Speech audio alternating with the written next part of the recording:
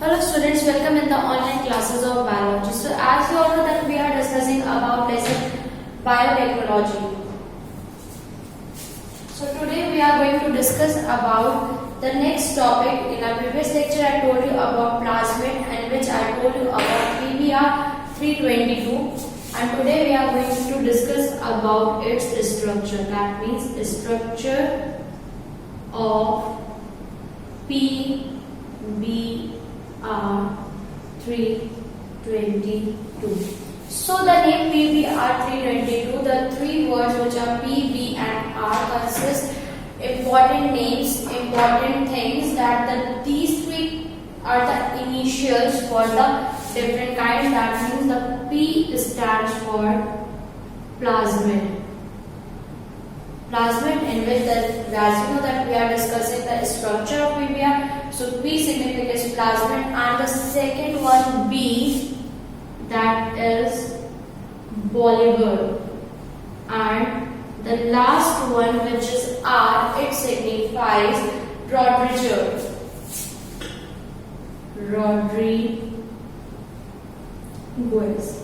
So this Bolivar and Rodriguez are the scientists who invented the structure of plasmid, and plasmid itself, as this is the part of plasmid, and the number 322 is coming from the laboratory in which it is extracted, in which it is formed.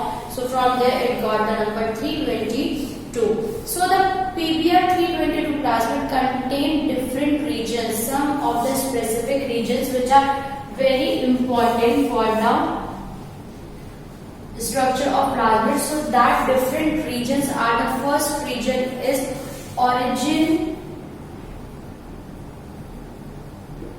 of replication, that means ORI, origin of replication, in which this is also known as ORI region. This region is very important. Why?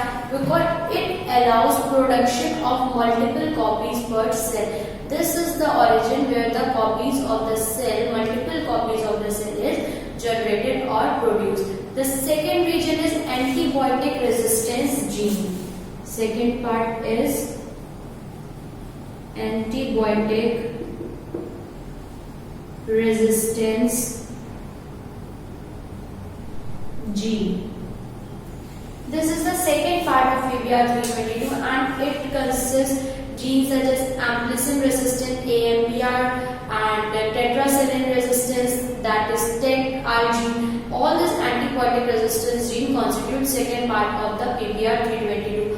After that came the third part, which is also the very important site, that is unique recognition site. That is unique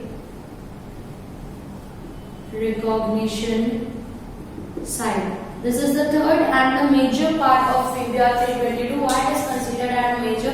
Because it is for restriction endonucleases, two unique sites combined together in their space, and for the proteins involved in the replication of plasmid, this process is very important. So that is the structure of PBr 322, which constitute of three sites: origin of replication, antibiotic resistant genes, and unique recognition site, which is the important site for the process of that process. Now we are going to discuss about several other factors which are very important factors for the biotechnology or for the application of science in biology. The first factor is plasmid factor. Several factors which help in the process. So the first vector of today is plasmid factor. Plasmid factor have been constructed by combining certain features of plasmid and the cos site of the phase lambda. You know about the cos and the trans site. So the cos site and the other certain features have been constructed, and plasmid can be used. This plasmid factor can be used to clone DNA fragments up to 45 kb in length. So these plasmid factor are helpful in the synthesis or in the cloning of DNA fragments. After that came the next factor, which is bacteriophage factor. As you studied about bacteriophage, that these are virus eating bacteria. So these bacteriophage vector is also used in the process of biotechnology, because bacteriophages are viruses that attack bacterial cells. These viruses which attack bacterial cells by injecting their DNA into these cells, and that injected DNA is selectively replicated. That means replication occurs but only in the selective manner and expresses in the host bacterial cells. So bacteriophage vector, that means those viruses which attack bacterial cells, those viruses are injected in the DNA of the bacteria. After that, artificial chromosome vector.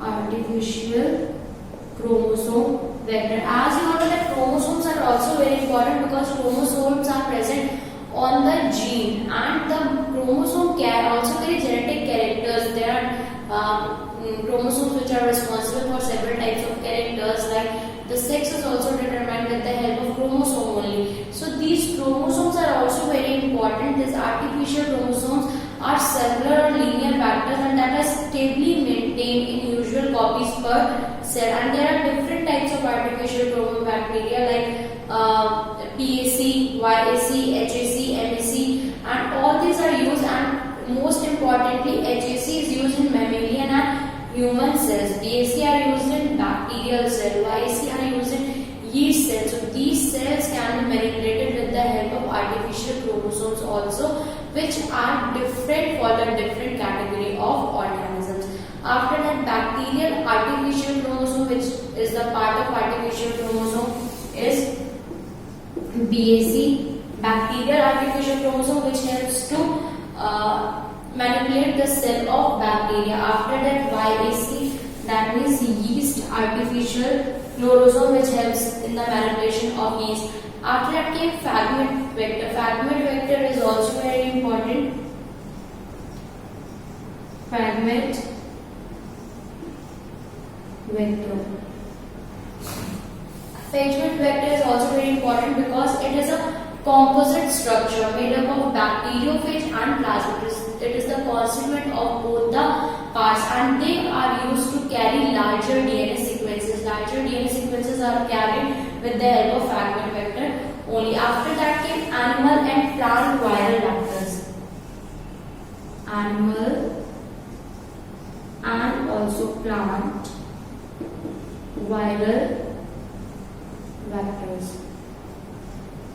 These vectors are also very important because they help to manipulate. They are the viruses that infect plant and animal cells, and also manipulated such that they can be used to introduce foreign DNA into plant and also in animal cells. After that, transposon as vector, that is also very important part.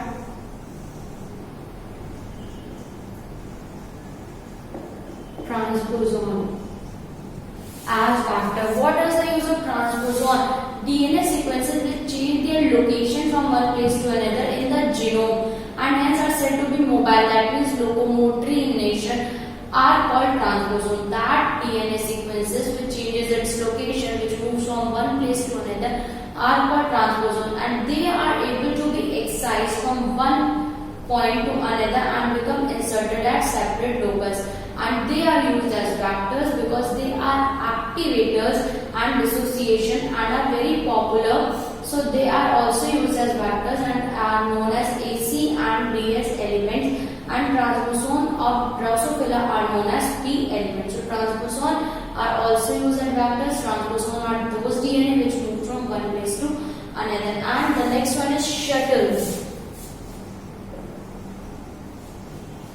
Shuttle vector. What are the shuttle vectors? Many of the vectors which are used in eukaryotic cell are constructed such that they can exist in both the eukaryotic cell and also in E. coli. Such vectors are known as shuttle vectors, which affect eukaryotic cells also and E. coli also.